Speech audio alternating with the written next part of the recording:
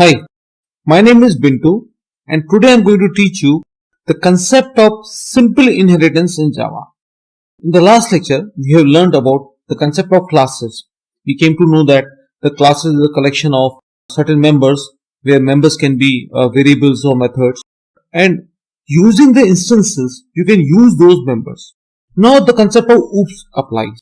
Object-oriented programming gives you a benefit of inheritance. Inheritance here means reusability. The class that you already made, you can inherit it, you can reuse it, you can reapply it in another class also without making it from the scratch. Let me tell you that there are four types of inheritance: simple inheritance, multi-level inheritance, multiple inheritance, and hybrid inheritance. While using the concept of inheritance, we'll be using these access modifiers also. In the last lecture, we've used the private access modifier. When a member of a class is declared as private, it means it won't be accessible outside the body of the class. The lifetime, the visibility of those members is within the body of the class only. The members that are declared public can be used from anywhere. They can be used from the class, they can be used from the inheriting class, they can be used even from the main method also. We'll be using this protected access modifier. The members that are declared as protected can be accessed not only in the class where they are defined, but also in the class which is inheriting them. Default is the default access modifier. If you don't use it, it is considered to be the default member.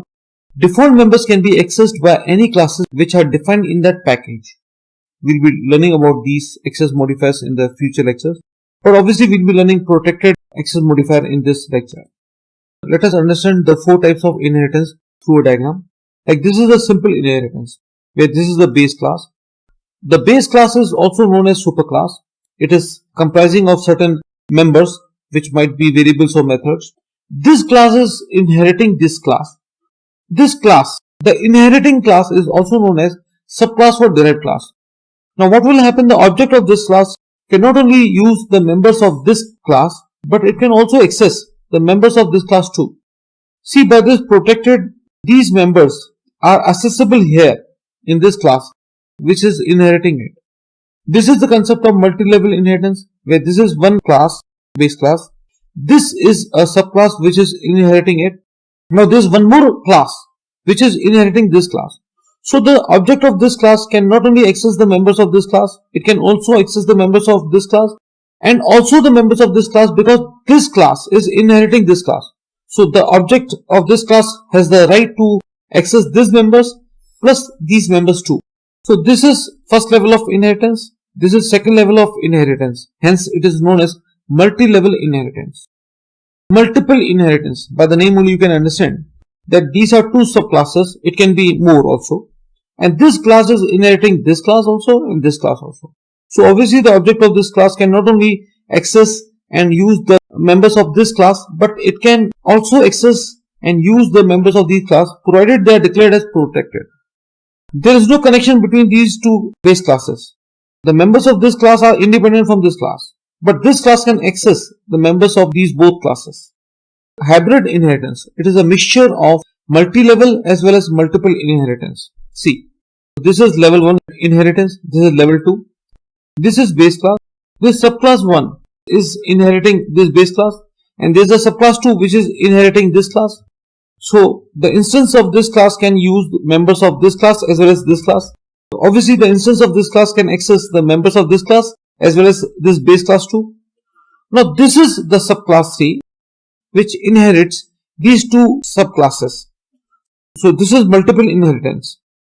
This was multi-level inheritance because this is inheriting this class and this one is inheriting in turn this class. This is multiple inheritance. This class is inheriting both of these classes. So this is an example of hybrid inheritance.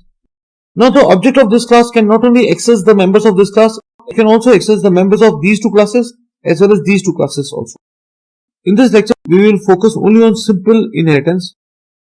And to understand that concept of simple inheritance, I have written a program for you. This is a program for that. Here I have defined one class, customer, which has two private members, two public methods. This class order is inheriting customer class. To inherit, one keyword used known as extends.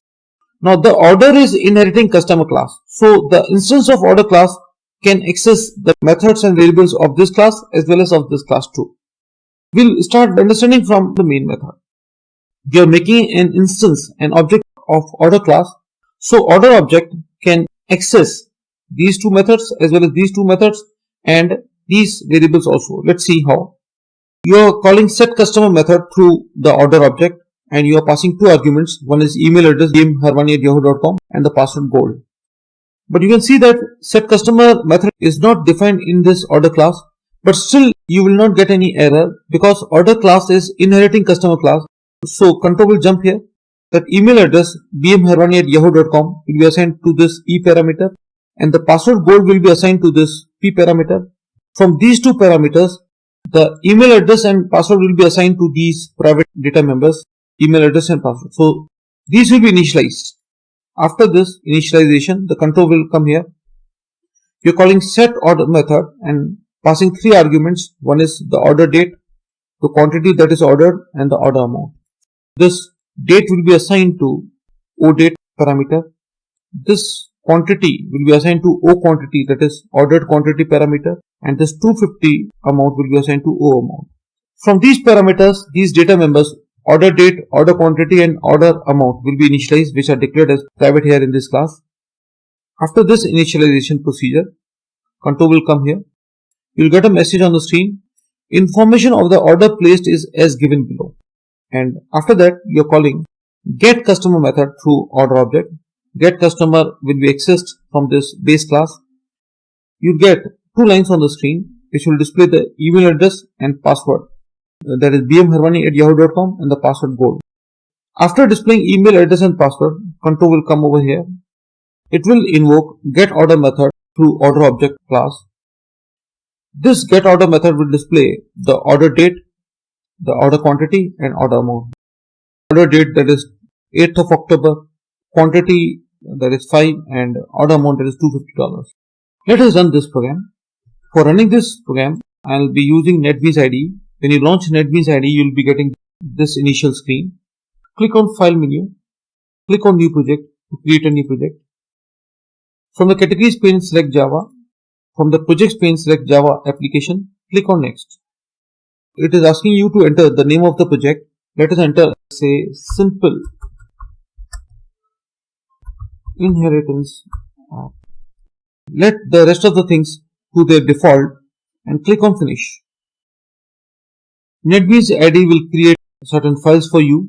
It will create a package Simple Inheritance App for you where certain Java class files will be kept. It has also made a Java class file for you, Simple Inheritance.java, with this default code. I am deleting out this commented out code. From here, I am copying these two classes, customer and order, and pasting it here after the package name. Copying this main method text and pasting it here in this main method. It's ready to run. To run the project, click on either Run menu followed by selecting this Run Project option, or you can press F6 key, or you can also click on Run Project icon from the toolbar. Let us select this Run Project icon.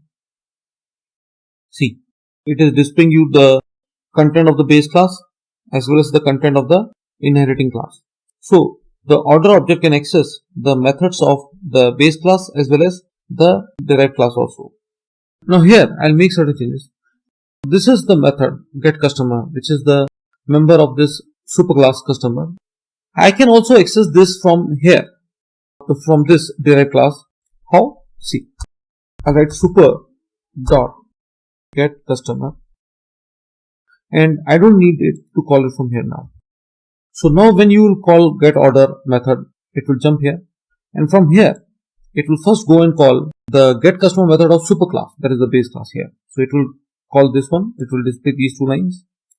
After that it will come over here and will display these three lines. So this is how, by using super keyword, the derived class can call any method of the base class also. Let's run this. See, no difference in the output is coming perfect. You can do also one thing. Because you declared these data members as private, These methods cannot use these members, these email address and password. If you want to use these members here in this derived class, you have to declare them as protected. After that, what I can do, I can copy these two lines.